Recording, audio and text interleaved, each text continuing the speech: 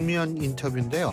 자, 오늘 모신 분은 여러분 제가 이렇게 말씀하시면 다 아실 겁니다. 12월 3일 계엄의 밤 때 국민의힘 의원 18명, 바로 계엄 해제 투표에 참여했던 18명 중에 한 사람, 그리고 그 이후에 국민의힘을 개혁하려고 열심히 노력을 했지만 엄청난 큰 벽에 부딪힌 젊은 정치인, 누군지 아시죠? 국민의힘 비대위원장을 지내셨던 김용태 의원, 지금 직접 스튜디오에 나와 계십니다. 안녕하십니까? 예, 안녕하세요. 포천 가평 김용태입니다. 예, 지금 포천 가평이라고 말씀하시니까 가평에 산사태 나고 아유, 거기 가서 열심히, 제가 화면 보니까 열심히 일하시던데. 예, 지금 근데 안타깝게도 아직도 실종자가 3분이신데 이 3분의 생사를 알 수가 없고 이분들 확인이 못 하고 있다는 게 굉장히 아쉽고, 장비하고 인력 지원이 굉장히 시급합니다. 그러니까 저희가 어제까지만 해도 가평의 북면이라는 곳에 도로가 통제돼서 고립되었었는데 다행히 어제 장비가 들어가면서 마을의 도로가 이제 열리고 그다음에 전력이 공급되고 있습니다. 아직도 가평에 약 한 1,200여 가구가 전력 공급을 못 받고 있고요. 다행히 오늘 한전에서 이제 그동안 투입했던 것보다 5배나 많은 전력 복구 차량을 투입해서 이번 주까지 좀 끝내려고 하고 있는데, 전력 공급에 있어서는 그러니까 전력 공급, 물 공급 이런 것을 빨리 좀 마무리할 수 있도록 하겠습니다. 다행히도 정부에서 이제 가평 같은 경우에 특별재난 지역을 선포해 주셔서 가평의 이재민 분들이 조금이라도 이제 복구에 대한 희망을 가지실 것 같고요. 다만 이제 포천시에도 내촌면, 소호읍, 가산면 일대가 피해가 심각합니다. 이 특별재난 지역 같은 경우에는 읍면동을 이렇게 해서 선포를 할 수 있기 때문에 전 정부에서 이 포천시와 또 가평군이 맞닿아 있고 그 말씀하셨던 그 지역에도 호흡 피해가 굉장히 상당하거든요. 그러니까 정부 차원에서 행안부 장관께도 계속 거듭 요청드리고 있고, 포천에 그 말씀드렸던 읍면동에도 특별재난지역을 선포해 주셔서 이재민 분들이 좀 희망을 가지실 수 있도록 정부 차원에서 잘 살펴주셨으면 좋겠습니다. 계속 그 현장에서 같이 주민들하고 이 현장 수습하시고 이런 거 제가 봤고, 이제 내일이나 이런 때도 계속 하시는 거죠? 그 현장에서? 그렇습니다. 예. 그게 굉장히 중요할 것 같습니다. 어쨌든 정말 가슴 아픈 일이지만 이런 일이 다시는 발생하지 않도록 정말 지자체하고 중앙정부하고 잘 좀 협업을 했으면 좋겠다는 생각이 듭니다. 자, 정치 얘기 좀 여쭤볼게요. 강선우 여가부 장관이 오늘 한 4시경에 이제 그만뒀잖아요. 자진 사퇴를 했죠.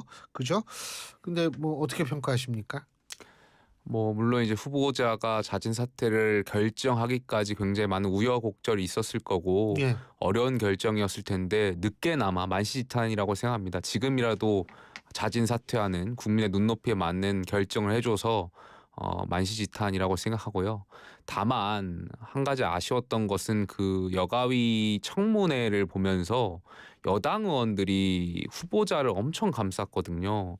만약에 당을 바꿔서 저희가 여당이었고 이런 의혹이 있는 지명자가 있었더라면 그 당시에 방어막을 쳐줬던 여당 의원들이 어떻게 했을까에 대한 아쉬움이 남아있고, 여당이 조금 더 목소리를 자진해서 그런 어떤 검증할 수 있는 목소리를 여당에서도 키워야 되지 않을까 생각이 좀 듭니다. 그렇죠. 근데 이제 지금 몇몇 언론에서 나오는 게 대국민 사과를 했지 않습니까? 국민한테 사과하고 이재명 대통령과 이 민주당에게도 부담을 줘 죄송하다 이런 얘기를 했는데, 정작 지금 보좌진에 관한 어떤 그런 부분은 빠져 있다라는 지적이 있더라고요. 어떻게 보세요? 저도 그 내용을 확인했고요. SNS에 올리신 글을 보니까 말씀하셨던 것처럼 정작 의혹의 당사자에 대한 분들의 사과는 없었던 것이 아쉽고, 그러다 보니까 정말 이 지명자께서 사과를 하고 있는 것인가, 반성을 하고 있는 것인가에 대해서 의심하지 않을 수가 없는 것 같습니다. 최근에 민주당의 원내 수석께서 일반 직장하고 국회하고의 그런 갑질 의혹이 다르다라고 말씀하시면서 여러 방탄을 치셨던 것 같은데 전혀 다르지 않고요. 국회의원분들도 그렇게 지명자처럼 보좌진들 할 갑질하고만 하는 그런 국회의원만 있는 것은 아니거든요. 아, 물론 전부가 그럼요. 그럼 대다수의 큰일이죠. 의원들이 보좌진을 정말 동지라 생각하고 또 같이 정치를 함께 하시는 분들이라고 생각하고 함께 해 나가는 분들이라고 생각하는데 그렇게 누구처럼 변기를 딱 늦게 시킨다라든지 음식물 쓰레기를 버리게 고치는 겁니다. 그대로 고치는 것 뭐 그런 식의 일을 지시하는 의원은 거의 없는데 참 그런 부분에 있어서 먼저 사과를 해주셔야 되지 않을까 생각이 듭니다. 이번을 계기로 해서 사실은 그 보좌진에 대한 어떤 처우가 개선이 돼야 되는데 가장 핵심은 전 개인적으로는 뭐라고 생각하냐면 임면권을 의원들 개개인이 행사를 하기 때문에 이게 문제라고 생각하거든요. 그래서 임면권을 국회 사무처에서 직접 행사하게끔 하는 것. 지금도 법적으로 그렇게 돼 있죠. 뭐냐면 채용을 하고 신고하면 국회 사무총장이 공지해가지고 그걸로 끝나고 면직할 절차는 좀 복잡한데 그 면직 절차도 제대로 안 지켜지고 있는 상황이 좀 있는 것 같아서 좀 안타깝습니다. 자, 비대위원장 하셨는데 그죠? 예. 그 윤희숙 혁신위원장 사실은 자 김용태 비대위원장이 추진하셨던 5대 개혁안도 그게 어디 하늘로 갔는지 땅으로 들어갔는지 어디로 갔는지 모르겠고 안철수 의원이 혁신위원장 맡았는데 안철수 위원장은 또 출범하자마자 그만뒀고 아니 그건 당연해요. 권한이 뭔지도 모르는데 그거 어떡하겠어요. 이번에 윤희숙 위원장이 혁신위원장을 했는데 인적쇄신 얘기하다가 이른바 몰매를 맞았다는 그런 표현을 사용을 했죠. 그리고 오늘 국민의힘 의원총회에 있었는데 윤희숙 위원장 참석 문제를 두고서 또 진실게임이 벌어지고 이거 어떻게 보십니까? 이런 현상이 뭐라고 보세요? 결국에는 이제 혁신하려고 하는 생각들이 없는 거 아닌가 생각이 들고 혁신이라는 것이 원래 어렵고 또 갈등도 있는 것이 당연한데 그 갈등이 있는 것조차도 의원들이 원치 않아 하는 것 같다. 그러니까 결국에는 좋은 게 좋은 거다라고 생각하면서 혁신을 하기 싫어하는 것 아닌가에 대한 생각이 있고 제가 비대위원장을 할 때도 이제 원내대표께서 혁신위를 만들어서 여러 가지 혁신 방안을 만들겠다라고 하셔서 저는 그 진정성만큼은 존중해 드렸었는데 물론 그때 당시에도 우리가 과거에 혁신위가 성공하기 굉장히 어려운 구조였다라는 걸 말씀드리면서 제가 비대위원장이니까 제가 혁신안을 가지고 추진해 나갔다라고 설득했지만 잘 안 됐고요. 여하튼 혁신위라는 그 진정성을 믿어보려고 했는데 앵커께서 지적하셨던 것처럼 두 차례의 혁신위가 좌초되는 것처럼 보여지면서 사실 지도부가 지금 혁신 의지가 없는 거 아닌가에 대한 생각이 있고 제가 오늘 수해 현장이며 여러 가지 좀 오랜만에 또 서울에 와가지고 일정을 하다 보니까 의총을 참석하지 못했는데 오늘 본회의장에서 의총에 참석했던 저희 당 의원분들하고 이야기를 하다 보니 참석했던 여러 의원들이 저한테 의총 상황을 말씀해 주시면서 희망보다는 굉장히 절망적이다. 우리 당이 이렇게까지 혁신을 의지가 없는지는 잘 몰랐다. 굉장히 절망적이다라는 말씀들을 여러 의원들이 많이 해주셨어요. 굉장히 안타까운 상황인 것 같습니다. 그 시각이 좀 달라서 그런 거 아니에요? 무슨 시각이 다르냐면 영남권 의원들 시각하고 우리 김용태 의원과 같은 수도권 이쪽의 시각이 너무 달라서 그런 것 아닌가 이런 생각도 들거든요. 저는 일각에서 이제 언론이 영남권 의원하고 이제 친윤이라는 프레임하고 같이 보려고 하는 것 같은데 전 다르다라고 생각하고 있고요. 어떻게 달라요? 영남 의원들도 굉장히 개혁적이신 분들이 많다라고 생각이 들고 또 과거에 저희 당이 영남에서 지도자급 정치인들이 많이 나오면서 국민의 상식과 괴리되지 않는 정말 개혁을 이끌었던 영남 출신의 지도자가 많았거든요. 그렇죠. 저는 우리 당이 개혁하는 데 있어서 영남권에 계신 의원분들이 주도적으로 그 혁신의 동력을 살려주셨으면 좋겠다는 생각이 있어요.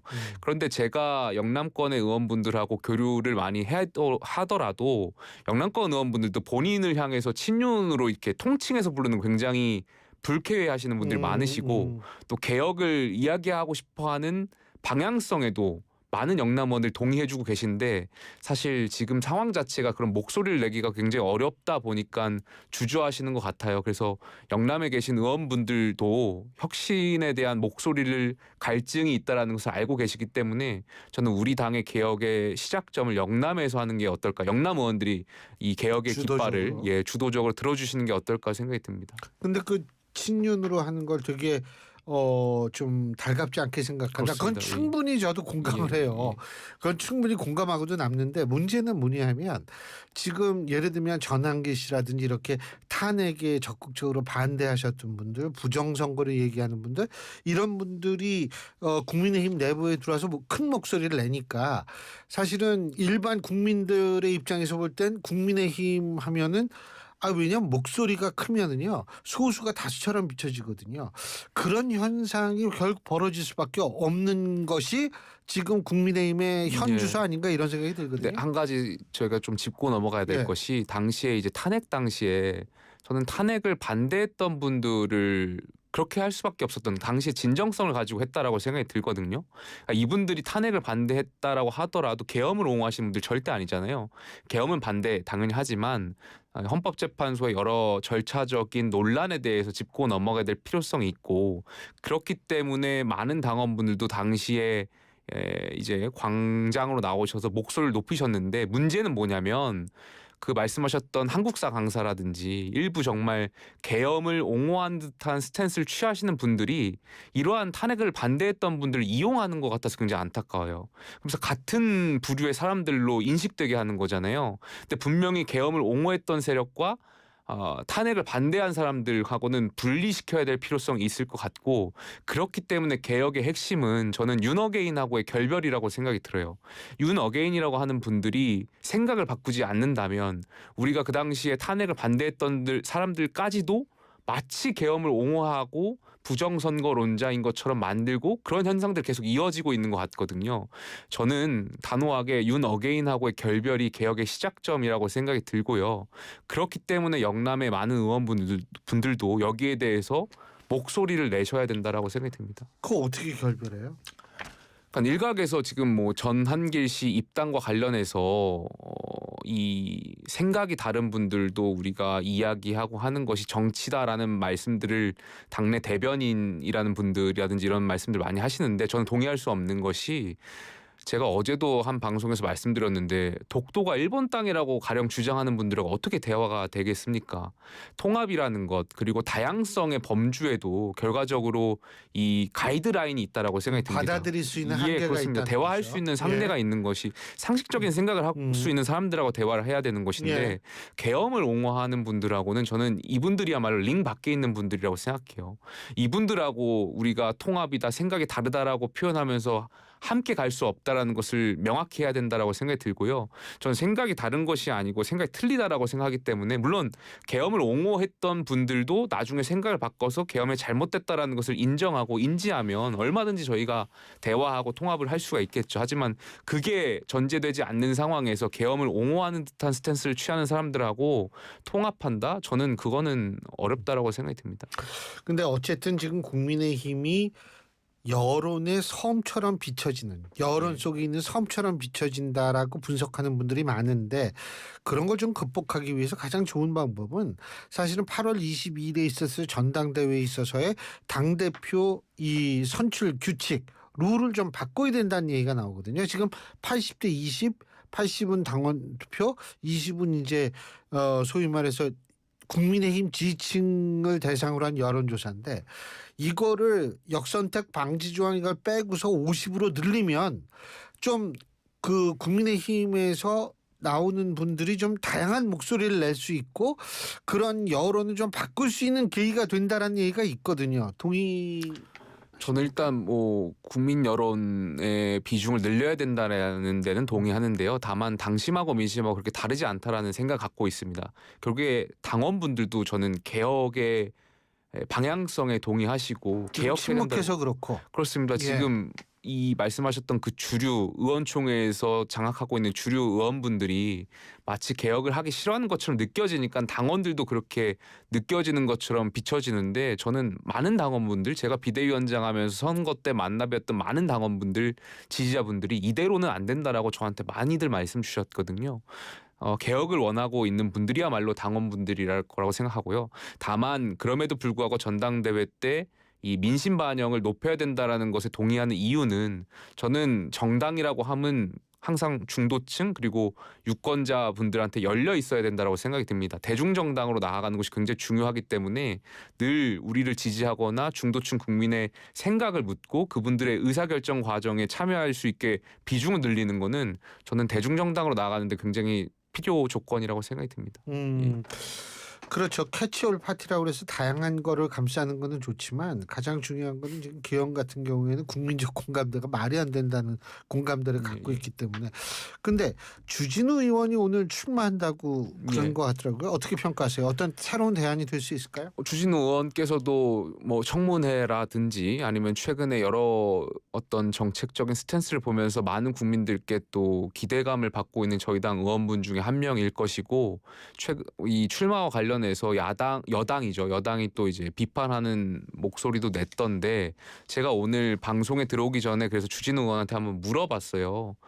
여당의 이런 뭐 특검의 대상이다, 뭐 피의자라 이런 표현을 하셨던 것 같아, 이런 뉘앙스로 말씀하셨던 것 같은데 그런 표현에 대해서 어떻게 생각하냐 물었더니 본인께서는 오히려 여당이 본인을 주목할 수 있게끔 선거운동을 도와주는 것 같다 이런 표현을 하셨더라고요. 그래서 굉장히 지금 전당대회에 대한 자신감도 있는 것 같다라고 느껴졌습니다.